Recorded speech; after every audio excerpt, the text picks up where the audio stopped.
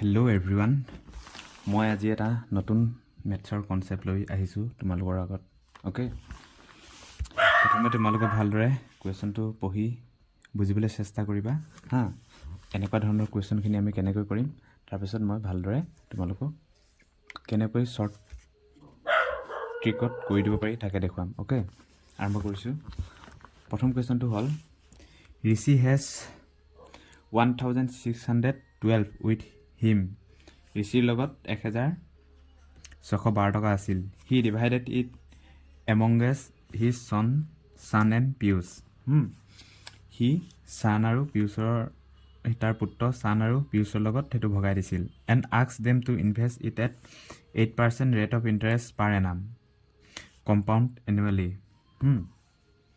It was some that Sun and Piyush got the same amount after 19 and 20 years respectively. How much did Rishi give to Sun? Okay, that question to চোৱা।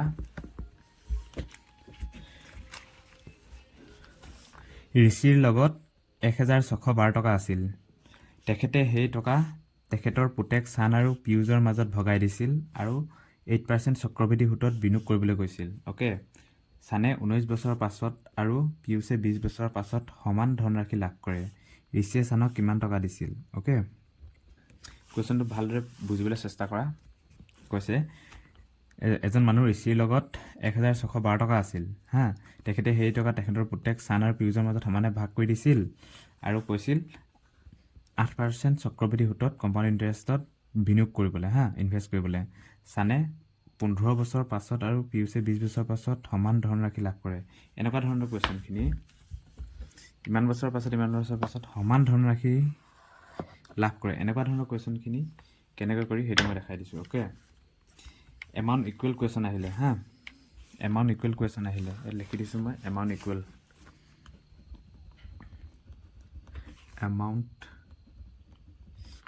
Question মনত থৈ দিবা। Amount equal কুৱেশ্যনখিনি এনেকৈ কৰিব পাৰি। Okay, এতিয়া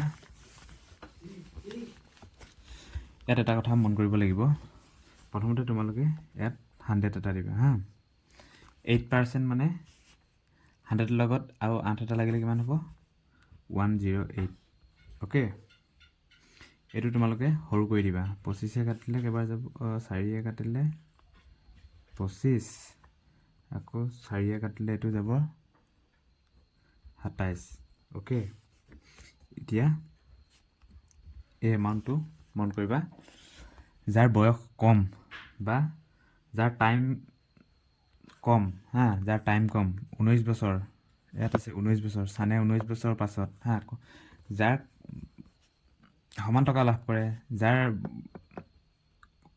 time কম হা, সময় কম পাইছিল হা, ই 19 বছৰ পাইছে, ই 20 বছৰ পাইছে। কোনে কম পাইছে? বেছি সময় কোনে কম পাইছে? ছানে হা। ছানে সেইকাৰণে এই বেছি এমাউণ্ট লাভ কৰিব। 27টো ছান বুলি ধৰিবা। অ'কে, আৰু যাৰ বেছি 20 বছৰ, যাৰ বয়স বেছি সময় পাইছে সি কম পইচা পাব। অ'কে, সেইকাৰণে এইটো পিয়ুষ লিখিবা, পিয়ুষ। অ'কে, এইটো ইমানটা বুজি পালানে? প্ৰথমতে কি দিছে? প্ৰথমতে ডাইৰেক্ট 100 এটা দিবা, তাৰপিছত 8% মানে 108। অ'কে, এইটো দিবা, তাৰপিছত এইটো সৰু কৰিবা 25 আৰু এইটো 27, 425 গুণ 427 গুণ। অ'কে, তাৰপিছত যাৰ কম টাইম যোনে কম টাইম পায়, ই 19 বছৰ পাইছে, ই 20 বছৰ। অ'কে, যদি সমান ধনৰাশি দিয়া থাকে, 19 বছৰ যোনে 19 বছৰ পাইছে সি বেছি পইচা পাব হয় নাই? ছান কম টাইমতে বেছি পাইছে, বেছি পইচা। তাৰপিছত এইটো পিয়ুষে 20 বছৰ যে, এইটো বেছি দিবা। তাৰপিছত এই দুটা যোগ কৰিলে কিমান হ'ব? 52, 52। এই দুটা 25 আৰু 27 যোগ কৰিলে কিমান হ'ব? 52। এইটো এটা হৰণ কৰিলে 1 = আমি কিমান পাম? 31। অ'কে, 1 = 31 পালোঁ। এতিয়া কি উলিয়াব দিছে আমাক? 19 বছৰ পাছত ঋষিয়ে ছানক কিমান টকা দিছিল? ছান এই 27 লগত পূৰণ কৰিবলৈ কিমান টকা দিছিল? 31 × 27 কিমান হ'ব? 7 কৰিলে 837। অ'কে, এইটো হ'ব। আকৌ এবাৰ বুজাই দিছোঁ মই কুৱেশ্যনটো। ঋষিৰ লগত ইমান টকা আছিল, তেখেতে সেই টকা তেখেতৰ পুতেক আৰু ছান আৰু পিউজৰ মাজত ভগাই দিছিল 8% চক্ৰবৃদ্ধি সুতত। অ'কে, কুৱেশ্যনটো পঢ়ি তোমালোকে ভালদৰে বুজিবলৈ চেষ্টা কৰিবা। প্ৰথমতে লিখিবা 100 হা, তাৰপিছত 100ৰ পাছত 8% চক্ৰবৃদ্ধি সুত 108। অ'কে, আহি গ'ল। এইটো সৰু কৰি দিলা 25, 27 আৰু যাৰ বয়স কম বা যাৰ বয়স কম বা যাৰ কম সময় পায় যোনে, সি বেছি টকা পাব। সেইকাৰণে ছানক 27টো দি দিলোঁ। অ'কে, এইটো যোগ কৰিলে কাটিলে কিমান হ'ব? আমি অল টোটেল 52 ইকুৱেল টু কিমান দিছে? 1612 লিখিলোঁ। তাৰপিছত 1 ইজিকেল টু 31 ল'লে। 1 ইজিকেল টু 31 মানে তাৰপিছত কৈছে ঋষিয়ে ছানে কিমান টকা পাইছিল? 27 ইনটু 31 কিমান? 837। এইটো এনচাৰ। অ'কে, এনেকৈ কৰে এনেকুৱা ধৰণৰ কুৱেশ্যনখিনি। 2 নম্বৰ এইটো কৰিলে তোমালোকে ভালদৰে বুজি পাবা। Okay, Anand has 1617 with him. আনন্দৰ লগত 1617 টকা আছিল। He divided it amongst his sons Anil and Ashok and asked them to invest it at 10% rate of interest per annum compound annually.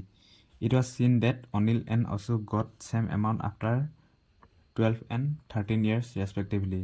How much Anand give to Anil? এনেকুৱা ধৰণৰ কুৱেশ্যনখিনি অসমীয়াত এবাৰ কুৱেশ্যনটো পঢ়ি দিছোঁ। অনদৰ লগত 1617 টকা আছিল। সি এইটো তাৰ পুতেক অনিল আৰু অশোকৰ মাজত 10% চক্ৰবৃদ্ধি সুতত বিনিয়োগ কৰিবলৈ দুয়োৰে মাজত ভগাই দিছিল। অ'কে, একেবাৰে ইজি। অনদৰ লগত 1617 টকা আছিল। সি এইটো তাৰ পুতেক অনিল আৰু অশোকৰ মাজত 10% চক্ৰবৃদ্ধি সুতত বিনিয়োগ কৰিবলৈ দুয়োৰে মাজত ভগাই দিলে। অনিল আৰু অশোকে 12 আৰু 13 বছৰ পাছত ক্ৰমে সমানে ধনৰাশি লাভ কৰে। ইয়াত কম সময় কাৰ? অনিলৰ। অ'কে, অনদে কিমান টকা আনলক দিছিল এইটো উলিয়াবলৈ? প্ৰথমতে 100 দিবা। 100ৰ পাছত 10% মানে ইয়াত যেনেকৈ 8% মানে 108 হৈছিলে, ইয়াত আৰু কি হ'ব? 110 হয়, 10% মানে 110। এইটো এনেকৈ দিবা। এইটো যদি সৰু কৰোঁ আমি কি পাম? 0 কাটিলে 10 আৰু এইটো 11 পাম, সৰু কৰিলোঁ। অ'কে, তাৰপিছত কি হ'ব? যাৰ সময় কম সি বেছি পাব। ইয়াত অনিল আৰু অশোকে 12 আৰু 13 বছৰ পাছত ক্ৰমে সমান ধনৰাশি লাভ কৰে। অনিলে 12 বছৰ পিছত হয় নাই, 12 বছৰ পিছত এইটো 11 পাইছে, এইটো বেছি। যাৰ 13তকৈ 12টো কম হয় নহয়, সেইকাৰণে যাৰ যোনে কম সময় সেইটো কাৰ আছিলে? কম সময় 12টো অনিলৰ, সেইকাৰণে এইটো অনিল। আৰু বেছিটো কাৰ? অশোক। বেছিটো অশোক। এতিয়া 10 আৰু 11 যোগ কৰিলে কিমান? 21 ইকুৱেল টু আমি কিমান পাইছোঁ? ইয়াত কিমান দিছে? 1617। এতিয়া 1 ইজিকেল টু কিমান হ'ব? এইটো হৰণ কৰিলে 77। আমি কিমান পালোঁ? 1 ইজিকেল টু 77। অ'কে, এই বস্তুটো মানে এইটো 21 ইজিকেল টু কিমান দিয়া আছে? 1617। সেইটোক আমি হৰণ কৰি 1 ইজিকেল টু কিমান উলিয়াই লৈছোঁ? 1 ইজিকেল টু 77। এতিয়াকে কুৱেশ্যনত কি কৈছে? অনদে কিমান টকা অনিলক দিছিল? এই বাপেকটোৱে অনিলক কিমান টকা দিছিল? অনিলে কিমান? 77 ইকুৱেল টু 11। এইটো পূৰণ কৰিলে কিমান হ'ব? 7 × 7 ইমান টকা। এইটো এনচাৰ 847। অ'কে, একেবাৰে ইজি এনেকুৱা ধৰণৰ কুৱেশ্যনখিনি। আৰু এটা question, Roman deposit a total of 52,500 in a bank in the name of his two daughters as 15 years and 16 years in a such a way that they will get equal amount when they become 18 years old. Okay, if the bank gives 10% compound interest annually, then what is the amount that Roman deposit in the name of his younger daughter? Okay, একেবাৰে easy. একেধৰণে কৰিব লাগিব। ৰমেনে তেওঁৰ দুগৰাকী 15 আৰু 16 বছৰীয়া জীয়েকৰ নামত 52,500 টকা জমা কৰে যাতে 18 বছৰ বয়স হ'লে দুয়োগৰাকী জীয়েকে সমান ধনৰাশি লাভ কৰে কৈছে। অ'কে, যদি বেংকে 10% চক্ৰবৃদ্ধি সুত দিয়ে, ৰমেনে বয়সত সৰু ছোৱালীজনীৰ নামত কিমান টকা জমা কৰিছিল কৈছে। একে ইয়াত তোমালোকে চোৱা কি হ'ব 100 লিখিয়ে ল'বা তাৰপিছত কিমান পাৰ্চেণ্ট কৈছে 10% 10% মানে 110 110 অ'কে এইটো সৰু কৰিলে আমি কিমান পাইছিলোঁ 10 আৰু এইটো 11 অ'কে এতিয়া যাৰ কম সময় পাইছে যোনে হা 16 বছৰ 15 বছৰ আৰু 16 বছৰ 15 বছৰজনী সৰু হয় নহয়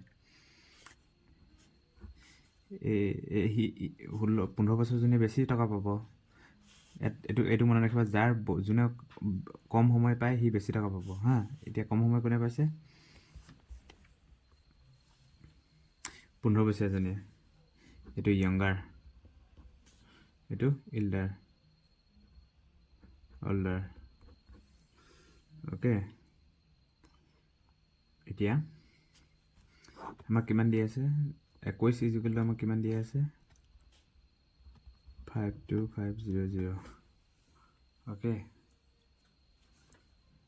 মানে 52500 ডিভাইডেড বাই 21 হ'লে কিমান হ'ব এইটো 2500 অ'কে 1 ইকুৱেল টু আমি কিমান পালোঁ 2500 এতিয়া কৈছে য়ংগাৰজনী হা সৰুজনীৰ নামত কিমান জমা কৰিছিলে বুলি কৈছে এইটো 2500 11টো পূৰণ কৰিলে এনচাৰ ওলাই যাব 25000 এইটো এনচাৰ অ'কে এনেকুৱা ধৰণৰ কুৱেশ্যনখিনি তোমালোকে এনেকৈ কৰিবা